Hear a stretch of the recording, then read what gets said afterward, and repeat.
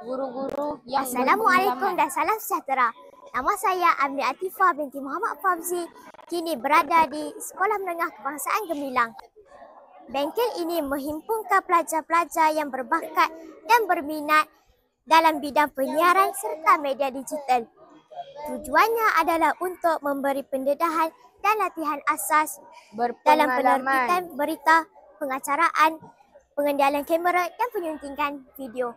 Tujuan bengkel ini adalah untuk memberikan kemahiran asas dalam penghasilan video, meningkatkan kreativiti pelajar dan memperkasakan peranan PSS dalam pendidikan. Tak akan dilibatkan dalam aktiviti rakaman video, penyuntingan dan penerbitan sambil mempelajari aspek teknikal dan kreatif. Sesi pembelajaran meliputi teknik rakaman video, asas penyuntingan dan bagaimana memanfaatkan teknologi media untuk pendidikan.